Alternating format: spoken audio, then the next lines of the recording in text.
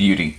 All right, guys, this is the 645 Brett Pale Ale. Oh yeah, it's got some stuff floating around in it. So I got some hops and stuff floating around in it. But besides that, it's kind of clear. Yeah, that's it. And it's me, my Gleef mug. Just under 5%. Delicious. Fucking delicious. It's Tuesday night. Tomorrow is Homebrew Wednesday. Ow! Fucking delicious. Alright. Go do some stuff.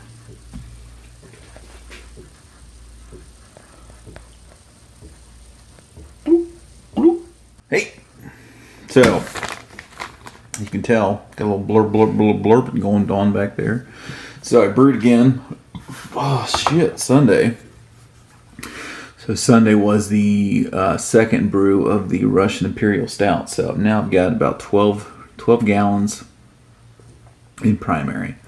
The second beer came out pretty much the same as the first beer. I think my efficiency was a tad bit better, which the first one was a 1092 beer. This one was like a 1094 or so. I mean, but what the fuck? That's fine. They're close, pretty close. I took a gravity reading of the first beer Sunday, late Sunday morning, and it was a 1030. So I took my spoon, my stainless steel spoon, and I sanitized it, and I gave it a good gentle stir. 1030. That's kind of where Beersmith said it would finish. Beersmith said I think it's 1025. But still within spec of the Russian Imperial Stout terminal gravity. So I'm not mad. I'll live with it, but I'd like to get it down a little bit lower. So I went ahead and I stirred it, and of course started bubbling again. I don't know if it was just because of bubbling or just off gassing. Cheers. So anyway, the other one is bubbling along right now. So we'll see what happens with that. So after that, probably another couple weeks, I'll go ahead and I'll rack both of those into my 8-gallon barrel and let that chill for, 3 or 4 months. I don't know. We'll see what happens. I doubt it'll be out of the barrel before Christmas. It'll probably be New Year's, February sometime point. So it'll sit and chill. Then I'll probably go ahead and throw those in a couple kegs with some coffee. Yes. Hang out probably 2 or 3 days on some whole bean coffee, and we'll go ahead and put those bad dudes in some bombers and see what happens. But yeah, something I was thinking about something when I was talking, and I had forgotten. But one thing, my regulator. Hadn't really been watching it, and for whatever reason, my pressure dropped down to 2 psi. Right? I didn't turn it down. It was at 2 psi. And my tap with the round 1 SJ4 beer was leaking. Just a little bit, not much. So I did a little bit of math. I figured, hey, there's not enough psi pushing against that seal, pushing against that little ball to seal it. So once I realized, I turned it back up to my regular serving pressure, about 12 to 15 psi, and fuck, it's not leaking now. But anyway, just FYI. Let's see here. That's really that fucking yeast cake. The yeast cake on that first Russian Imperial Stout is ridiculous. I actually had to rotate my racking arm on my SS Brewtech brew bucket because the yeast had clogged up the racking arm. Never had that before. I've had some big IPAs in there, but nothing's ever come close to that. So not a big deal. Just let me pat myself on the back or something. This guy. But anyway. Woo! Ow! Rude. So I'm sitting on a couch. Shit, it must have been last Friday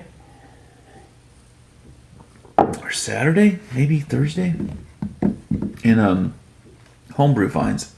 You go through, you get notifications in your email, or you see them on your Twitter feed, or see them on your Instagram or Facebook.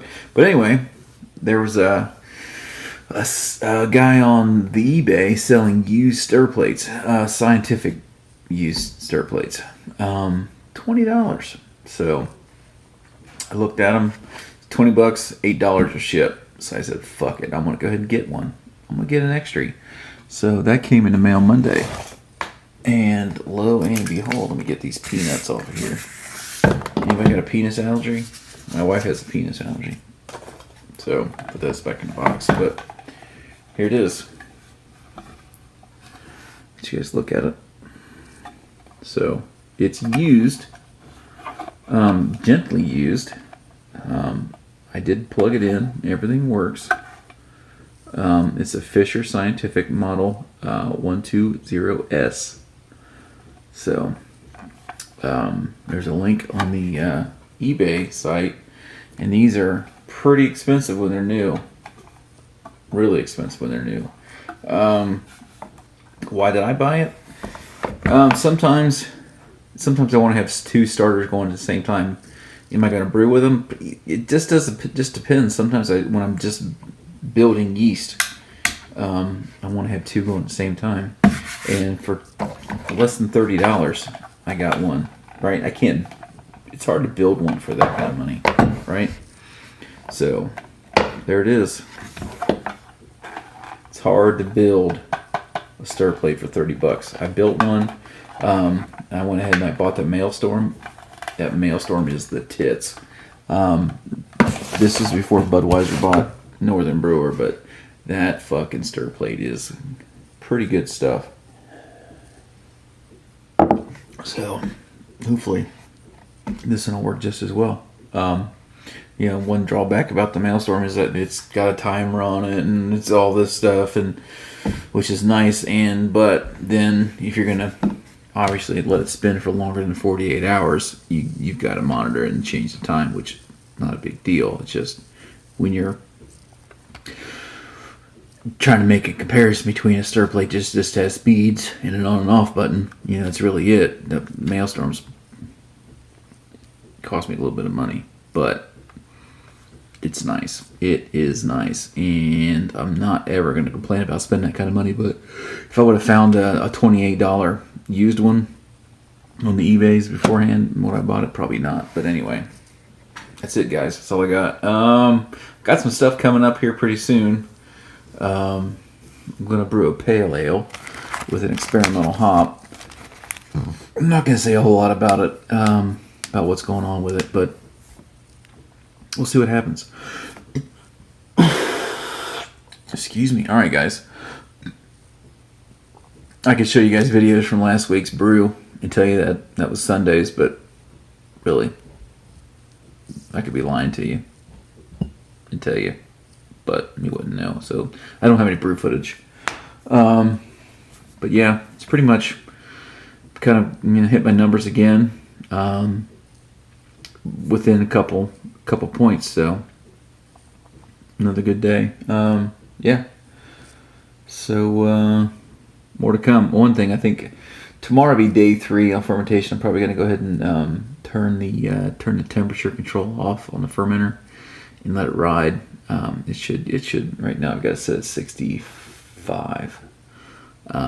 So I'll let it ride up and let it go to about 70 or so, and see where it goes from there. Let it sit at 70 for a while, for maybe 3 or 4 days a week, then kind of just let it go. But at that point, I'll have the first one in fermenter for 2 weeks.